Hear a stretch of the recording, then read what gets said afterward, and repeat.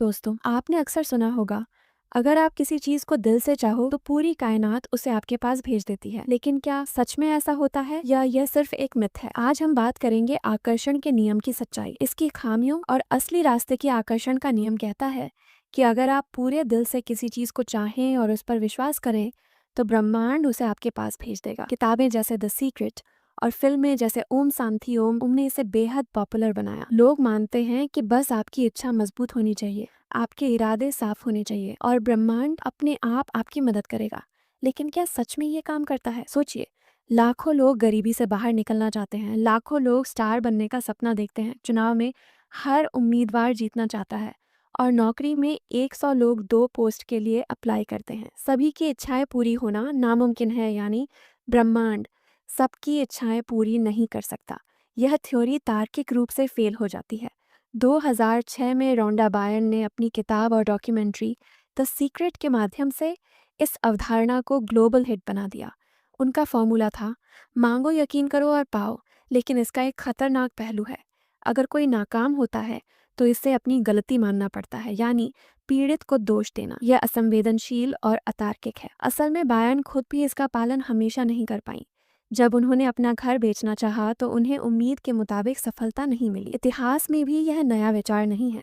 इसकी जड़ें 18वीं और 19वीं सदी के मेस्मरिज्म, न्यू थॉट आंदोलन, थियोसॉफिकल सोसाइटी और किताबों जैसे think and grow rich on the power of positive thinking में मिलती हैं। इन सभी विचारों का आधार अक्सर गलत विश्वास और मानसिक प्रवृत्तियां होती हैं। एपोफीनिया यानी यादृच्छिकता में पैटर्न देखना और कन्फर्मेशन बायस हमें ब्रह्मांड के संकेतों में विश्वास करने के लिए प्रेरित करते हैं। लेकिन ये हमारे मस्तिष्क की सामान्य प्रवृत्ति है, ना कि ब्रह्मांड की कोई शक्ति। मसलन एपोफीनिया वह स्थिति है जब हम यादृच्छिक घटनाओं में पैटर्न या अर्थ ढूंढने लगते हैं। हमारा दिमाग पैटर्न खोजने के लिए विकसित हुआ है। लेकिन जब यह प्रवृत्ति ज्यादा बढ़ जाती है तो हम वास्तविकता से कट जाते हैं, हर छोटी घटना को किसी संकेत या संदेश के रूप में देखना शुरू कर देते हैं। यही कारण है कि लोग ब्रह्मांड के संकेतों में विश्वास कर लेते हैं। इस पर उदाहरण के तौर पर जॉन नैश का जीवन देखें।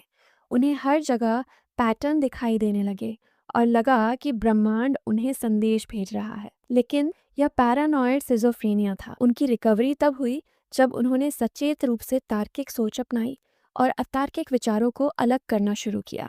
इसने दिखाया कि कैसे एक प्रतिभाशाली दिमाग भी भ्रम और अतार्किकता का शिकार हो सकता है और कैसे सचेत तर्क और मानसिक प्रशिक्षण इसे बदल सकता है। इसी तरह अन्य छद्म विज्ञान और मिथक भी हैं। जैसे होम्योपैथी में कहा जाता है कि जितना पदार्थ पतला होगा उतना ही शक्तिशाली होगा। लेकिन विज्ञान कहता है कि एवोगैड्रो की संख्या के बाद घोल में मूल पदार्थ का एक भी अणु नहीं बचता। पानी की स्मृति और ऑरा देखने का विचार भी जादू और भ्रम पर आधारित है और मस्तिष्क का 10% मिथक पूरी तरह गलत है। इन सब उदाहरणों से यह स्पष्ट है कि केवल विश्वास और इच्छा से सब कुछ हासिल नहीं किया जा सकता और इसे ब्रह्मांड के जादू या किसी शक्ति के प्रभाव के रूप में नहीं देखा जाना चाहिए। जिद्दू कृष्णमूर्ति ने चेतावनी दी थी कि सत्य का कोई पथ नहीं है। अंधविश्वासों से बचने के लिए अपने अवलोकन और तर्क का इस्तेमाल करें। उनका कहना था कि सत्य कोई गुरु नहीं देता, हमें खुद अपने विचारों और अनुभवों के आधार पर समझना होगा। यही असली ज्ञान है।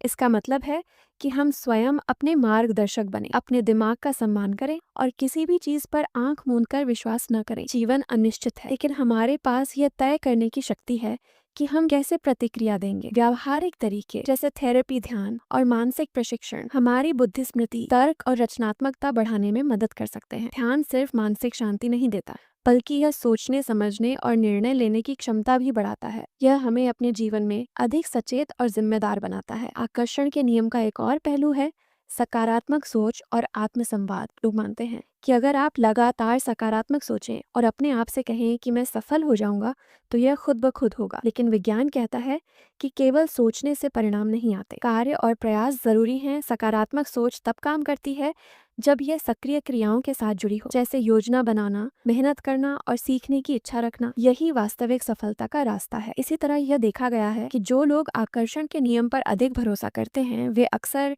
असफलताओं को खुद की गलती मानकर मानसिक दबाव और अपराध बोध महसूस करते हैं। जबकि यदि वे वास्तविक परिस्थितियों और तार्किक कारणों को समझें तो वे अधिक स्थिर और संतुलित रह सकते हैं। इसके अलावा यह नियम प्रतिस्पर्धा की परिस्थितियों में और भी असंभव साबित होता है, जैसे नौकरी, खेल या राजनीति में कई इच्छाएं एक साथ टकराती हैं। ऐसी स्थिति में केवल विश्वास या इच्छा से कोई परिणाम तय नहीं किया जा सकता। इसके लिए रणनीति, तैयारी और लगातार प्रयास जरूरी हैं। सफलता और खुशी केवल बाहरी रहस्यमय शक्तियों पर निर्भर नहीं करती, बल्कि तर्क, मेहनत, जागरूकता और जीवन की अनिश्चितताओं के प्रति सचेत प्रतिक्रिया पर निर्भर करती है।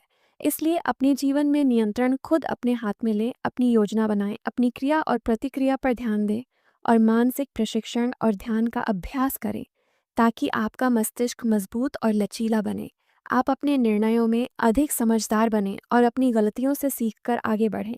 यही असली आत्मनिर्भरता है और यही जीवन में वास्तविक सफलता और खुशी का मार्ग है। याद रखिए कि ब्रह्मांड आपकी इच्छाओं को पूरा करने के लिए कोई साजिश नहीं कर रहा। आपकी शक्ति और नियंत्रण आपके भीतर ही है। सोचिए, जांचिए और अपने जीवन का मार्ग स्वयं चुनें।